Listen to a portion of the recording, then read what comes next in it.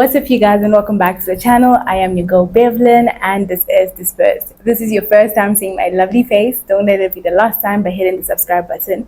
If it's not, welcome back. Welcome back. I really do appreciate your support. I thank you for stopping by once again. Baby girl is about to be a year old, and I thought I should do this video now because it's long overdue. As you can see by the title of the video, this is a sit down video, and I just feel like this video is like long overdue, so I just decided to do it today. It's going to be a two-part video. So the first part is going to be about baby and mama, like baby slash mama must-haves, and then the second one is going to be basically my experience post and pre-birth. So I'm just going to be taking you through those two section. So we're just going to go through a list of a couple of items that really helped me with transitioning to being a mom and also helped the baby as well. It's not a long list because these are like items that I have tried and tested and that deserve to be mentioned because they really helped me. So we're just going to go through those items. I will be looking down here and there because I am looking at the list of the items, and I am a blind girl, so I might squint, you know. So the first item I have on my list is a pushing trolley or pushing tray. So it's just something like a caddy on wheels that really helps you to maneuver around the house. So it has like a bunch of items, things that you normally grab like every other minute. So things like diapers, things like your water bottle, because if you're a breastfeeding mom, you know that you're always reaching for that water bottle. I don't know what's going on, you're always thirsty, like you're always parched. So having a water bottle, and what really helped me as well was having a water bottle that had a straw, because sometimes you just want a quick thing. You can't, you know, the baby's laying there on your arms and you don't have time to be, or you don't have the other hand to actually be opening the bottle. So it's easier if it has a straw, easy access. So you want items that have easy access to them. Back to the pushing trolley or tray, it has things like your diapers, your bum cream, your wipes, your things that you reach out for the most. You can have even things that you reach out for yourself. So that trolley can even stay by your bedside, or you can have it around the house. But the thing is, it's easy to do that because you have it on wheels. So you can grab it to the lounge, you can grab it to anywhere. I will be inserting pictures so that everything makes sense. Next item I have on my list is a nighttime, a nightlight or humidifier. So a nightlight really helps, especially if you're a breastfeeding mom, even if you're not a breastfeeding mom, even if the baby's bottle fed. Especially at night, because you don't want to wake the baby up like completely. You want to have enough light to be able to feed them and enough light to be able to, you know, to maybe do a diaper change or to even give them the bottle and then put them back. If now you turn on the lights and it's bright all over, the baby sometimes, you know, gets affected and then they end up waking up the whole night and then you're back to square one. All your efforts of trying to put them to sleep have gone to waste. I had a C-section, so getting up was a bit difficult, and my mom recommended that, you know, we sleep with the baby in the bed. I mean, also Hubs wanted us to sleep with the baby in the bed. I was against it, but you know, it turned out actually to be easier, especially during the breastfeeding times, because I didn't have to like wake up and go get the baby, or Hubs wake up to go get the baby. But what helped was a bedside cot. So it makes the bed bigger.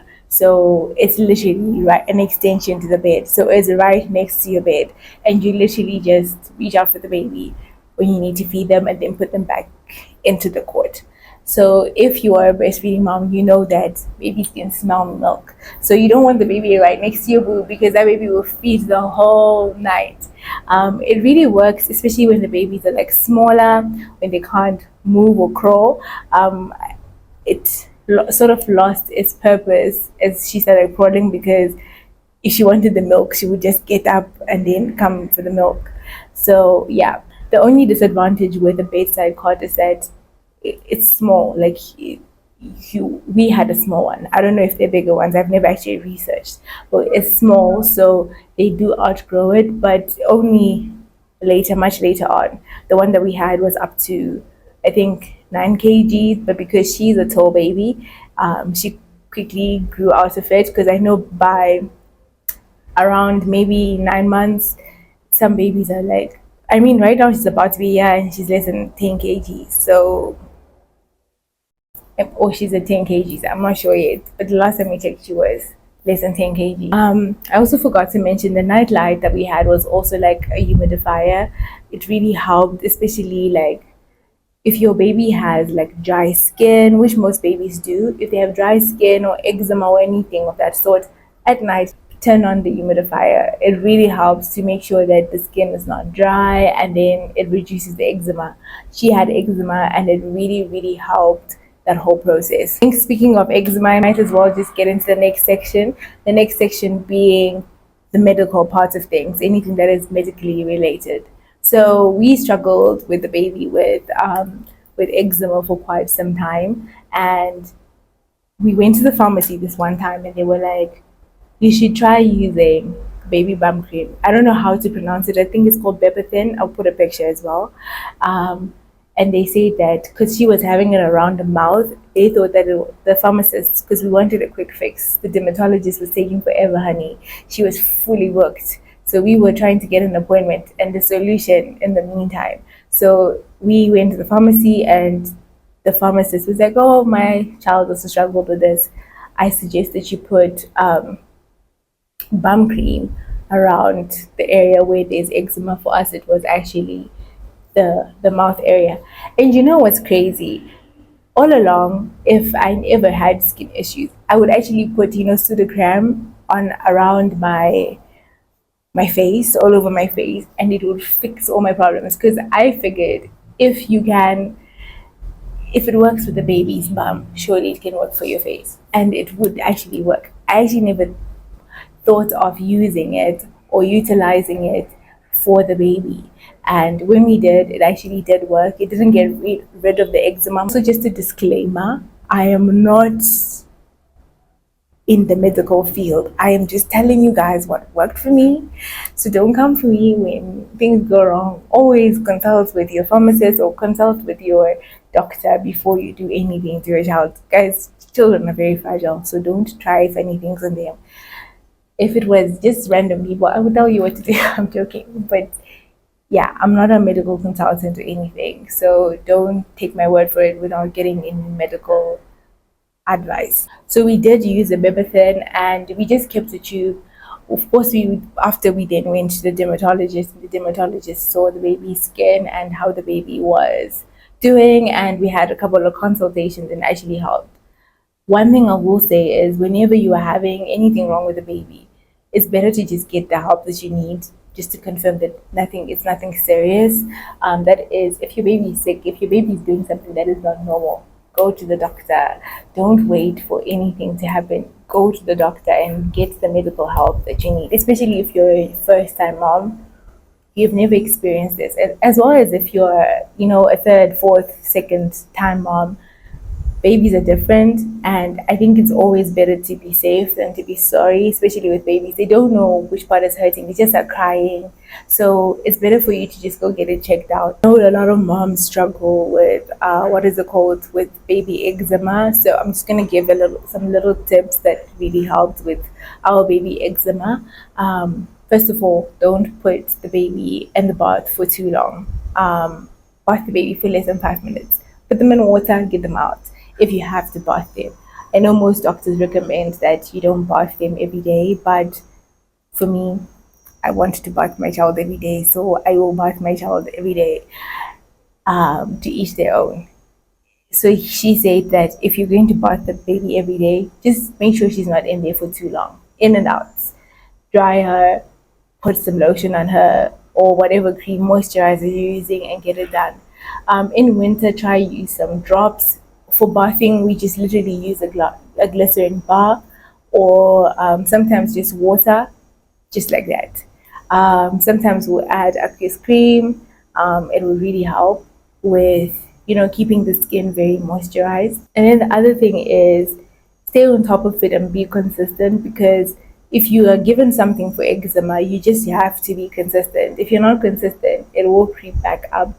And just try be, because a lot of the time when it's baby eczema, it's just because the fact that maybe the baby's skin is just dry, and because they can't say, oh, my skin is dry, you only see it when they start scratching or when it starts peeling or something. So just keep the skin moisturized as much as possible.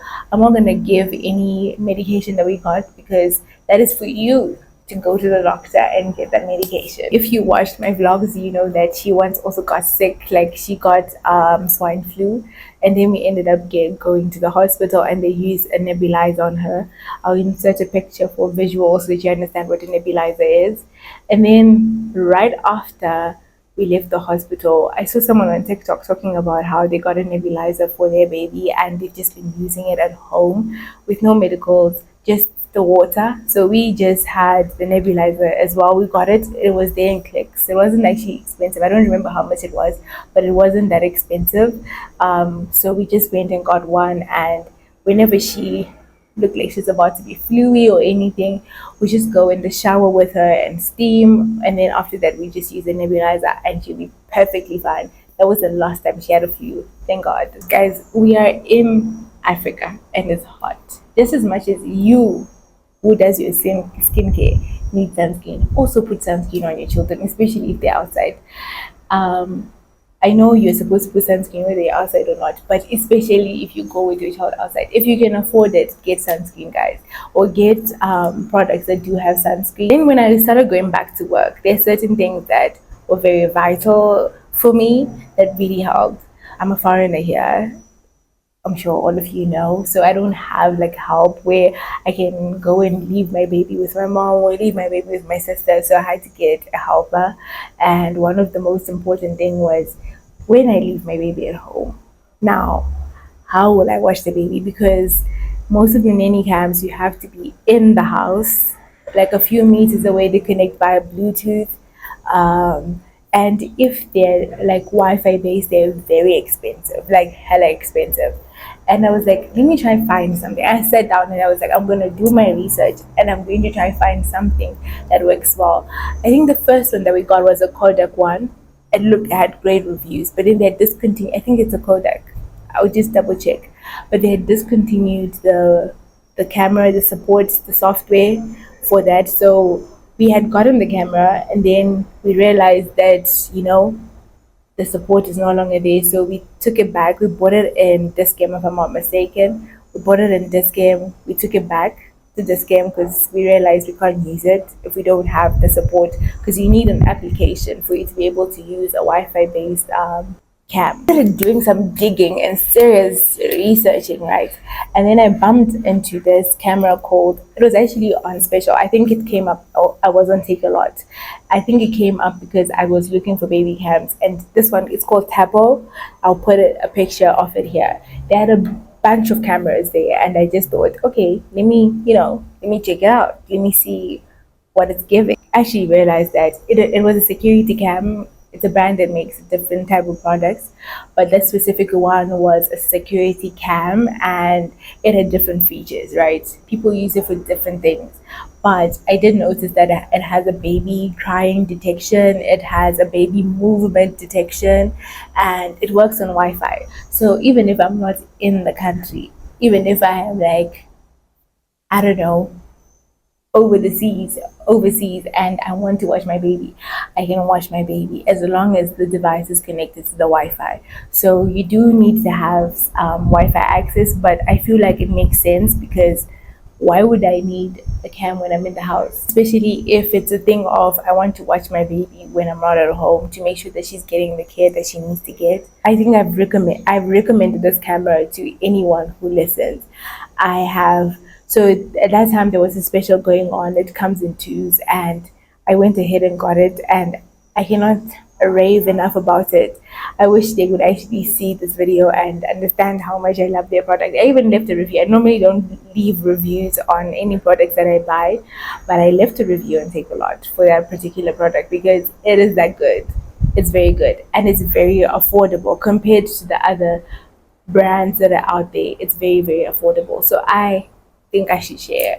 I'll put as a link. I'll also put as a picture of what the camera looks like. Now I did go back to work, and the baby was exclusively breastfeeding when I went back to work. She wasn't 6 months yet. I think she was like 4 or 5, I don't remember. She was also not taking formula because she hated formula. I'm not gonna get into that in this video, but she hated formula, and I had to continue to make sure that she had something to eat.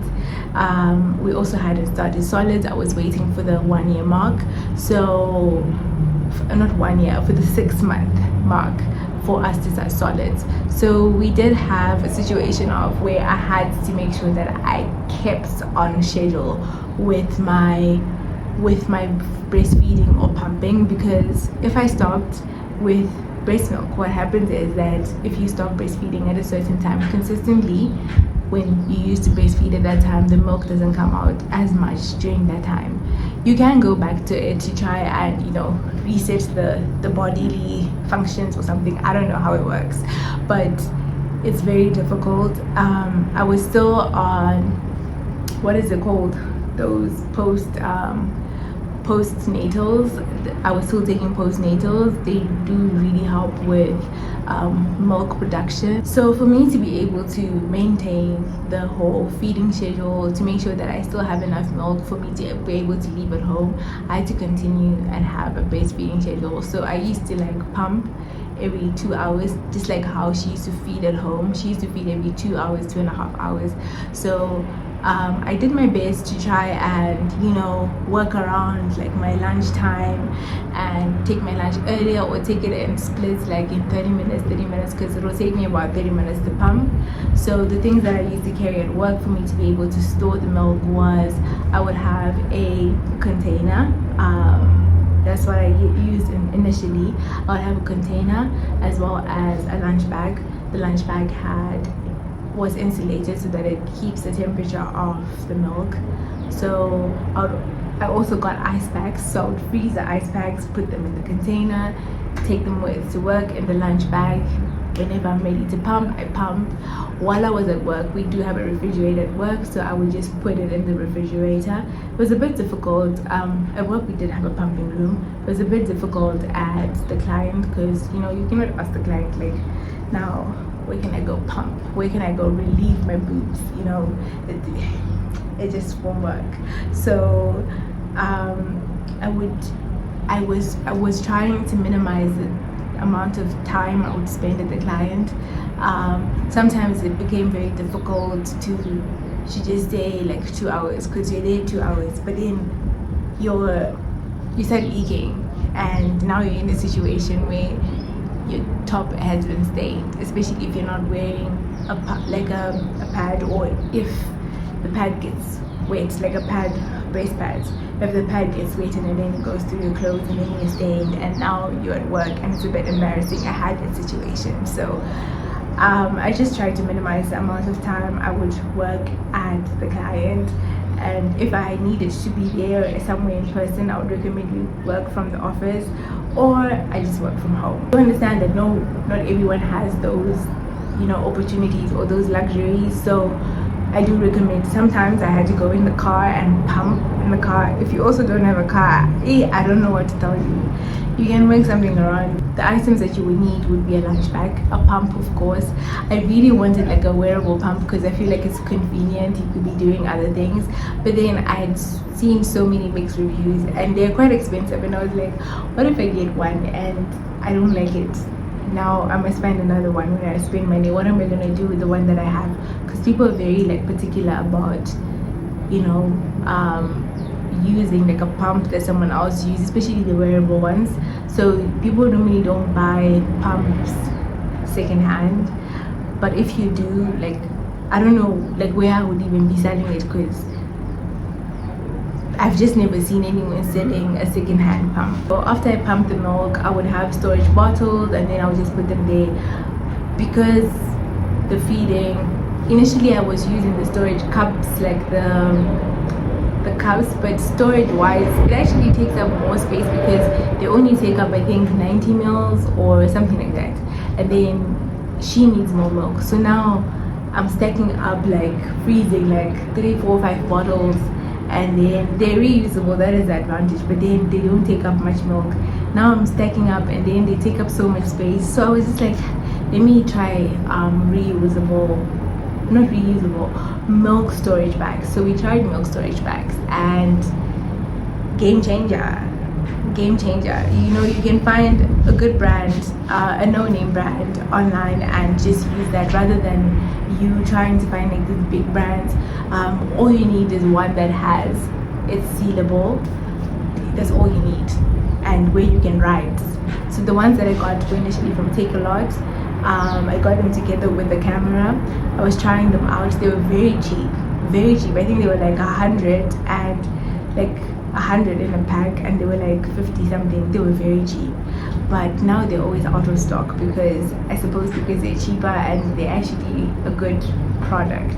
I'll put a picture or a link somewhere so that you guys can see. Normally what I would do is I would go to work, pump the milk while I'm at work every 2.5 hours. Then I would put it in there in the container, put it in the lunch bag, and then I would go home, empty all that milk into those storage bags, and then put them in the freezer. They don't take up much space, and they have a label, so you just use the older milk. I did notice that as I was reducing the amount of times I would pump, when I was consistent, my milk would come out the same time. Every time my boobs would fill up the same time. But now, you know, I can pump and then get like 150 mils from both boobs in a session, when we used to get like 300 mils. So it's like downhill. I'm not sure if I was the only one who didn't know that you need a feeding bra or a feeding vest. One thing that, maybe I should have put this under the bedtime part, but one thing that helped was having a feeding vest. Feeding bras are there, feeding vests. Babies R Us have their own brand, an in-house brand of the feeding vest. They're very good, they're very comfortable. Like I mentioned, I had a C-section, so they were very comfortable around C-section part. When it comes to the things that really helped me as a mom, not necessarily in relation to the baby. So when I was planning, like I had a birth plan, right? And the birth plan was to do natural birth. Unfortunately, that didn't happen. We ended up having an emergency C-section. But there's certain items that I had researched and gathered, and I think I should just share either way. For instance, getting what is it called, period panties or diapers. So initially I actually got period panties, but they were not as nice for my C-section. They were a bit tight on my C-section, so they were a bit rough on my C-section. I ended up getting adult diapers. I know some of you are gonna look at me sideways like but in those first 6 weeks after you give birth, you are bleeding a lot. It's easier for you to just have a diaper on. I'm telling you. I tried using the maternity pads, they were just not working, and they were working. I mean, they do their job, but I just feel like they're not as user-friendly as they're supposed to be. So I ended up getting the diapers, and the diapers worked like a charm. So that's just something that you can use whether you did natural birth or you did a C-section. Now, the one thing that I had gotten specifically, if I had gotten natural birth, sometimes you get tears under there, and the one thing that I was going to use was instant ice packs, because I saw a lot of people saying it really helps for you to have an ice pack. So I got these, like I'll put a picture somewhere here. I got these, like we just break them and then the ice starts working, and then you just put them on your underwear underneath your pads. That's the only time that I think you actually need a pad, but they come insulated, like it's like a mix of a pad and an ice pack. I think it would have worked really well. I didn't end up using them because, you know, now when it comes to travel, like traveling with a baby is a lot. Traveling with a baby is an Olympic sport, guys. Like, it's very difficult. Don't let anyone lie to you, guys. Traveling with a baby, traveling already is hard. Now add a baby on top of it. Like, can you just imagine the ghetto of the ghettos? But there's some essential items that really do help. I got these stroller attachments. where you can put on the stroller, and then you can hang items on them. Some strollers already come with them, but if your stroller doesn't come with it, you can order from anywhere. I got mine from Shein, and they work like a charm. You just attach them, you hang your stuff like your grocery bags, the diaper bag. You can hang anything on there, and they're very strong. The stroller is actually very strong. I mean, you do have a storage compartment underneath there, but not everything fits, especially if you're doing like shopping and you're with your baby. Sometimes you want to leave the baby, you want to go with the baby. That really helps. If you're going on a flight, I would recommend, if your baby does take the dummy, mine doesn't take a dummy, but we still use it on the flight. It keeps them distracted, and it also pops their ears when they do vlog. So if they do take a dummy, it'll be easier. You just bring a dummy along for flights. Bring a dummy along. It really helps. Even if your baby doesn't use a dummy, it does help. We started solids. There's just a few items that I found to be very helpful, especially in the very beginning of starting solids. So she's such a picky eater.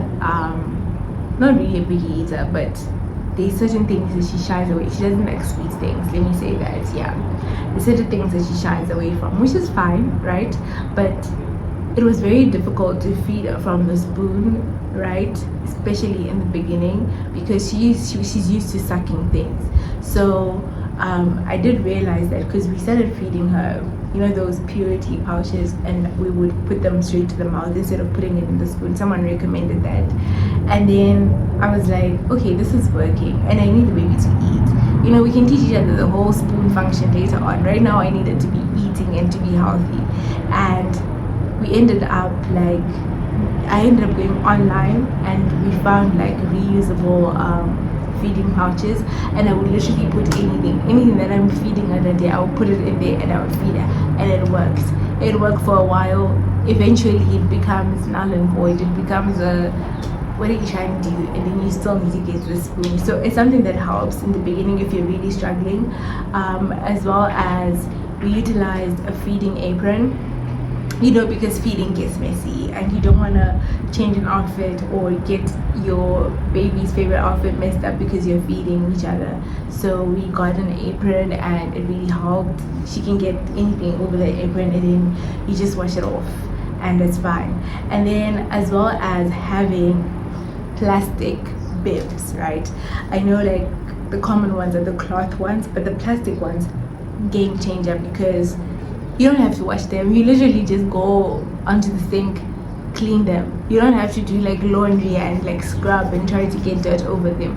And because they're silicone and it's like plastic, it's like you can just put soap and wash it like a plate, you know, and it really does help. And they're much wider, and they catch food, especially the ones with a little what is it called, a little pouch. They catch the food that's dropping from the baby. It doesn't go on the floor, it doesn't go anywhere, it just gets into that pouch, unless they literally throw the food away, but which is fine. What we're trying to avoid is to stay in the clothes. One thing I have realized with this whole thing of, you know, buying things for the baby, if you can afford it, just get it for the baby. If it makes your life easier, we're in a world of convenience. There's no need for you to suffer while there are things out there to help you. Do your research, make sure you understand the problem that you have. There's always a solution to a problem that you have. If you have a problem, literally type in the problem that you have onto the internet. Google will tell you what to do, and Google recommend, because one thing I've noticed is that moms are very open. They share, you know, they don't hold on to the tips, so they share everything. So moms are very helpful, and they share everything. They make life much easier for everyone by putting things on the internet. So if you have a problem, just go on TikTok, go on Google, search, go on YouTube. Someone has a solution for you, and if you can afford it, buy that item to make your life easier. And if your baby's sick, go to the doctors. That's pretty much it for me. Thank you so much for watching. If you do have any other questions, or if you require any further detail about any product that I mentioned, please do let me know in the comments down below. I do hope this video helped even just one person. That's it for me. Thank you for watching. I'll catch you guys in part 2. Bye. Make my wish come true.